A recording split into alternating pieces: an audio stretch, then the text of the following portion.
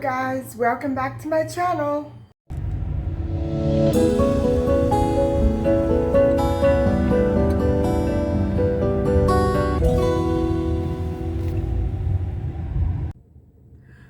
Hi guys, I forgot to pick up a few things yesterday. I need lemons and I need some fruit. And I also want to see if I can pick up some raisins. I can have my oatmeal in the morning with raisins and berries and banana.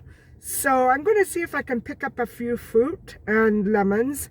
And also running out of dry socks.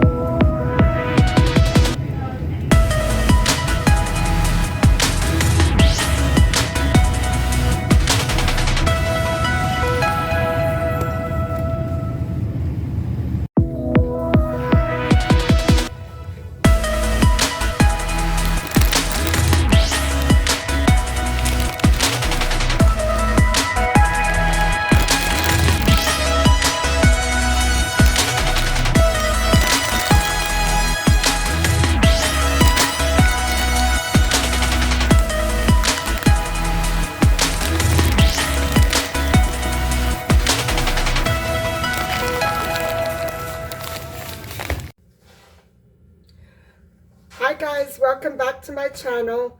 I just got back from Walmart and I didn't really do anything much else today. So I forgot a few items yesterday, and after having gone through my new book, The Starch Solution, I realized that I would be needing some more lemons. And I also took the time to pick up some raspberries, blackberries, apples, picked up 3 apples, bananas,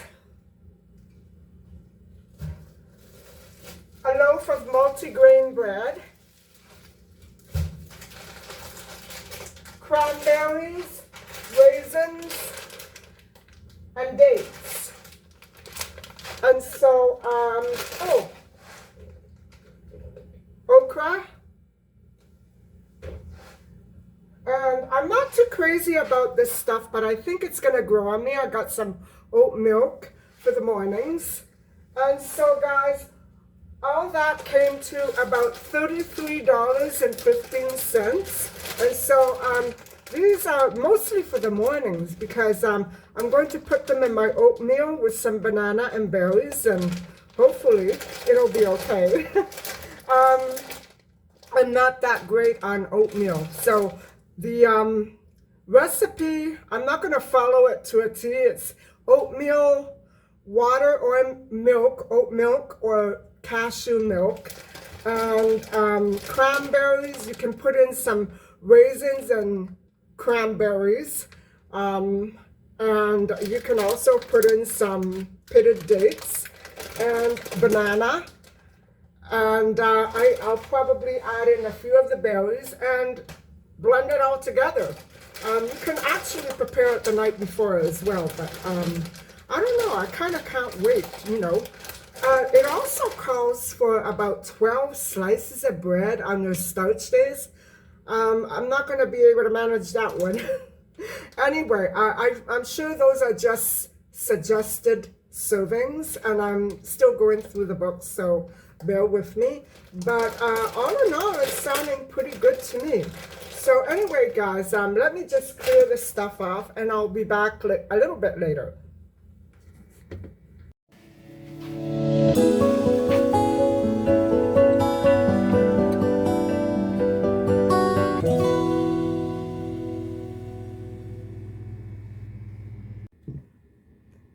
So guys, what do you all think about the Emergency Act that's been attacked, questioned, challenged? It's due to go to court in a few days' time. You know what I think? How leaders deal with emergencies is really key to the strengthening or the decline of a country. Am I not right? What do you think?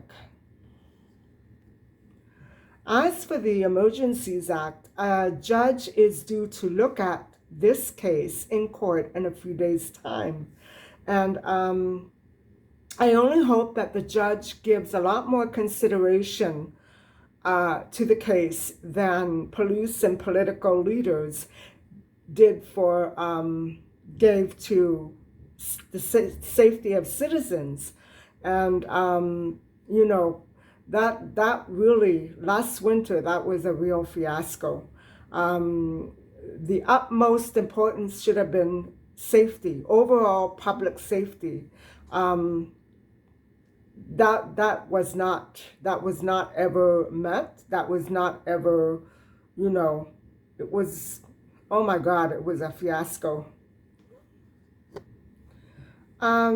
Recently, a golden city was found in Luxor, Egypt, and it's brought about a lot of controversy because people who have been studying it don't know exactly why the city was abandoned, why it was built, what happened.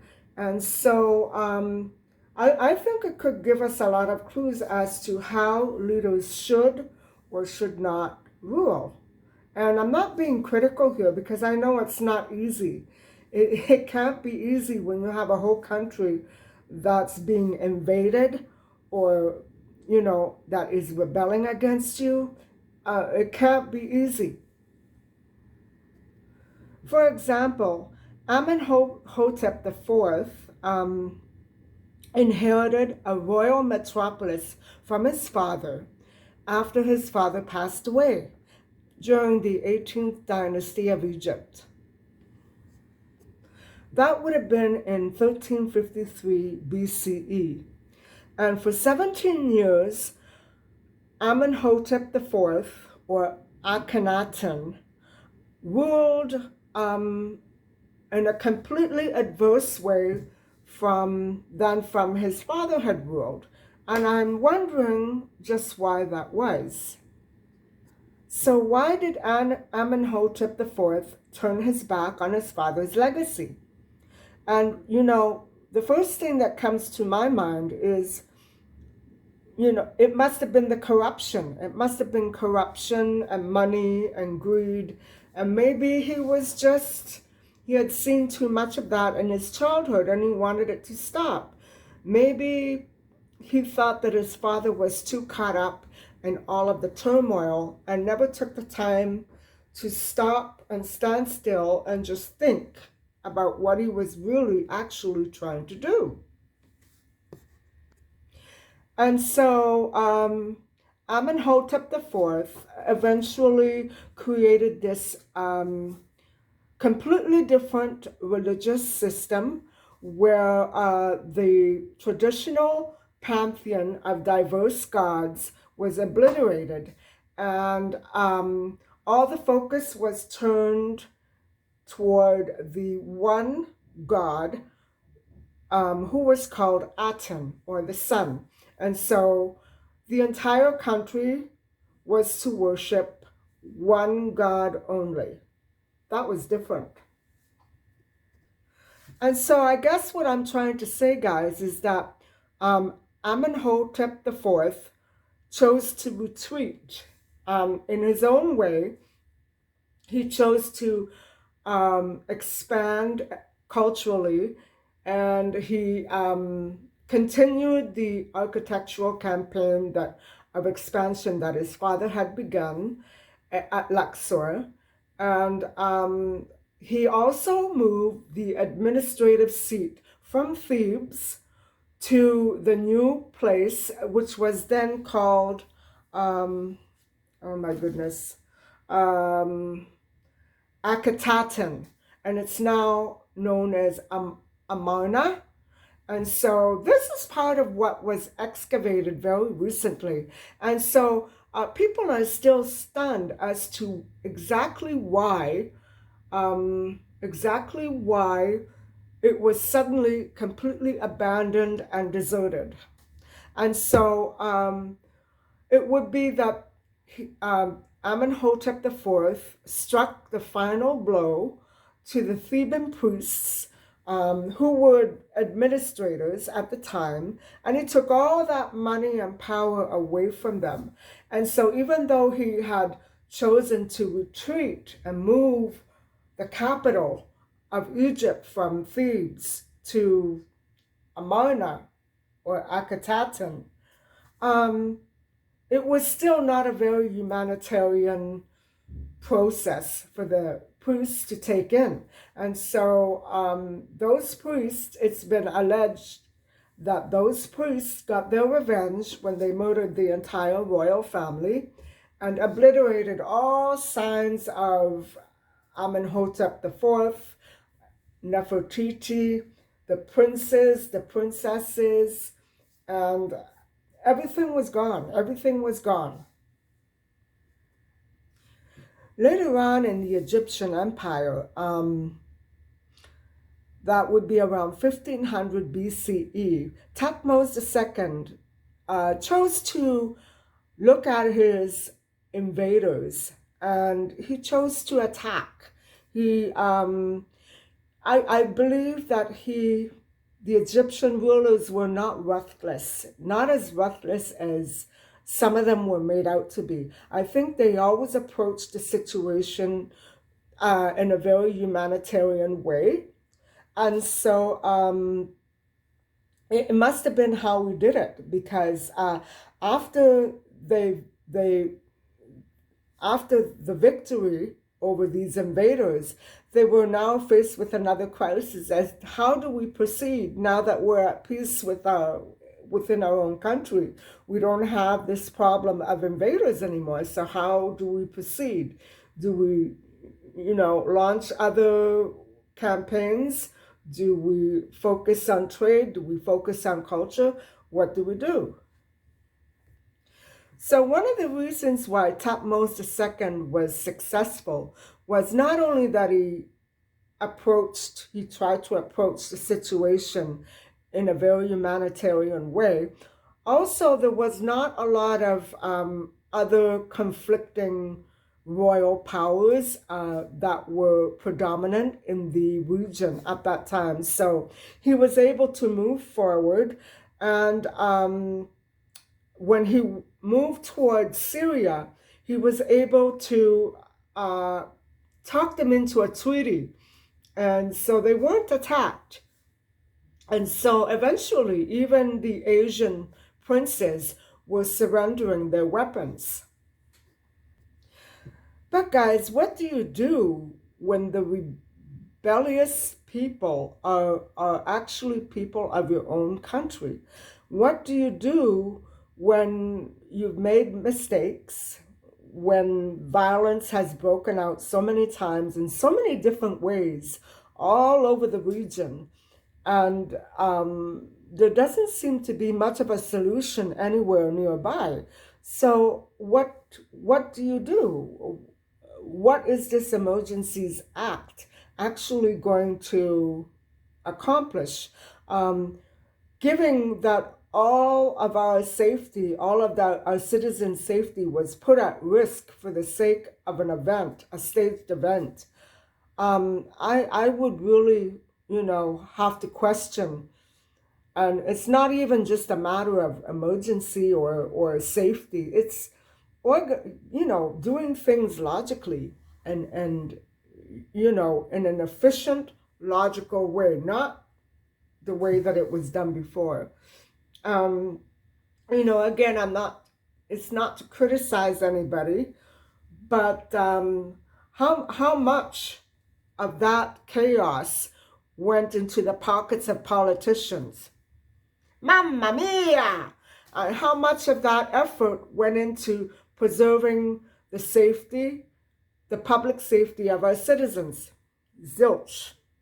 So when you're trying to decide what side of the fence you're on, in this case and in this scenario, remember that.